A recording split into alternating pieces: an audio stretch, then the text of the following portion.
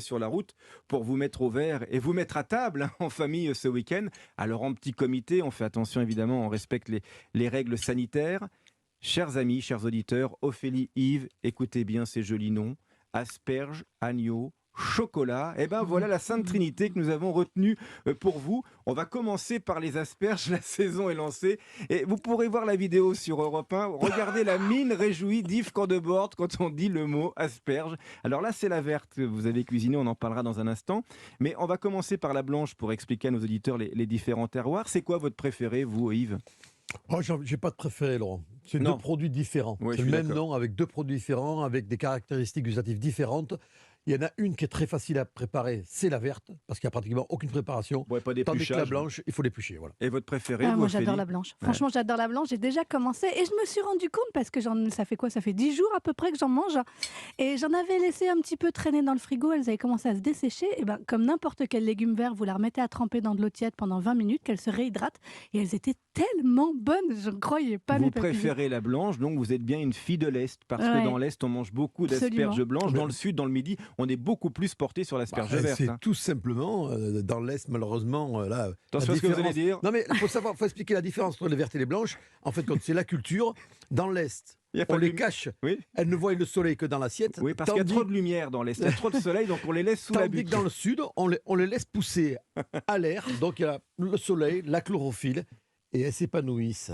Alors on sait que Louis XIV adorait des asperges, vous parlez de cette façon de la cultiver en butte. Yves, vous savez ce qu'il faisait Louis XIV quand même, il s'en foutait des saisons. Hein.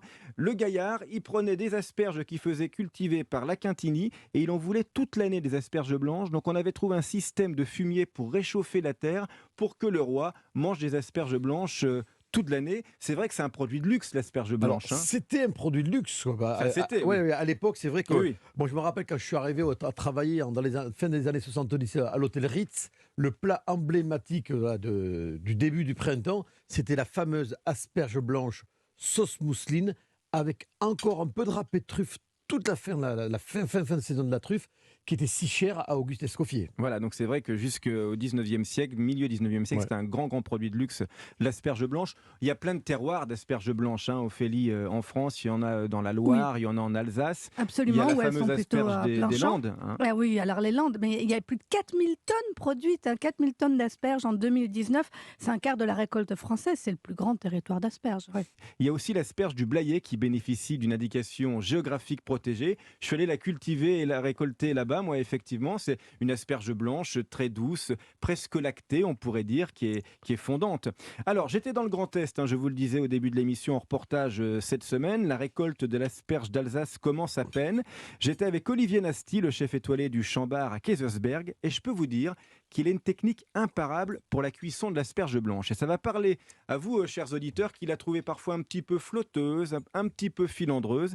Écoutez la technique d'Olivier Nasty pour cuire à la perfection l'asperge blanche. Alors le tour de main, il est imparable. Vous faites bouillir de l'eau, vous mettez 10 grammes de sel par litre d'eau. 10 grammes, c'est une petite poignée de sel par litre d'eau. Et là, vous êtes déjà vous êtes sûr d'avoir le bon assaisonnement. Vous épluchez vos asperges soigneusement, vous bottelez vos asperges de façon à ce que les têtes, quand elle est en cuisson, ne s'abîment pas par 5 ou 6 asperges. Et une fois que votre eau, elle bout, vous plongez les asperges dedans. 3 minutes montre en main, vous stoppez la cuisson, c'est-à-dire vous fermez le gaz, vous mettez un couvercle et l'asperge va tomber au fond de l'eau tout doucement en 10-12 minutes. Une fois qu'elle est tombée au fond de l'eau, au fond de la casserole, vous pouvez être sûr que la cuisson est parfaite. Elle n'y sera ni croquante, ni trop cuite, et la cuisson ne continuera plus. Ah, elle est top cette asperge. Merci Olivier Nasty. C'est vrai qu'il y a un bel équilibre entre la cuisson de la pointe et de la base. Il a accompagné ça d'une sauce flamande. Vous savez, c'est une vinaigrette émulsionnée avec de l'œuf et des œufs durs à l'intérieur avec de la ciboulette. C'est l'accord parfait, encore une fois, l'œuf et l'asperge blanche. Essayez cette technique. Je vous mettrai la photo sur le site Europe 1 et sur la page Facebook du groupe Les Bons Vivants. La vinaigrette aussi marche bien avec la blanche. Hein. Oui, la vinaigrette, l'acidité, dès qu'on met un peu d'acidité et la suavité de l'œuf, les deux marchent toujours très, très bien. Qu'est-ce qu'on boit avec une asperge blanche, chère Ophélie? Alors c'est toujours le casse-tête parce qu'il y a un petit peu d'amertume dans l'asperge. Alors qu'est-ce qu'on fait pour contrer cette amertume? Ça peut vite devenir un vin amer et dans ce cas-là, on n'aime pas trop. Donc on choisit un vin blanc assez fruité. Moi, j'adore le muscat sec d'Alsace, mais c'est difficile à trouver hein, parce que ça sent un peu le raisin. On dit que ça a des arômes muscatés. C'est les C'est ça. arômes du Très raisin. floral. C'est très floral, c'est très fruité, c'est très frais, c'est très agréable. Mais il y en a plein d'autres. Hein. On peut prendre un blanc de Touraine, toujours respecter le terroir. Hein. Vous prenez des asperges de Touraine, vous prenez un blanc de Touraine. C'est ça. Il faut juste éviter les vins blancs trop secs qui peuvent développer de l'amertume. On reste dans la région. Alors, chers auditeurs, nous avons devant nous des asperges vertes cuites à la perfection par le chef Yves Candeborde. C'est quoi votre technique pour la cuire comme ça, là, votre asperge verte là? Alors moi, quand je C'est fais la des dente, là. asperges, moi c'est la vapeur.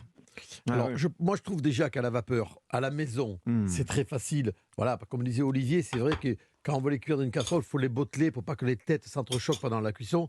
Tandis que là, juste les poser sur la vapeur, les laisser cuire à peine 3 minutes, arrêter la vapeur et les laisser tirer, ce qu'on appelle tirer, c'est-à-dire elles vont finir de cuire. Alors le seul inconvénient qu'elles ont, c'est qu'elles bien sûr, elles vont manquer de sel, mais le On petit en met rajout après, oui. Ah ouais. de Fleur de fleur de sel. sel. Ça. Mais ça vous permet de garder une asperge voilà, qui a toutes ses qualités nutritionnelles. Et une longueur en bouche, il y a un Une longueur. fruité, il y a un Voilà. végétal, c'est incroyable.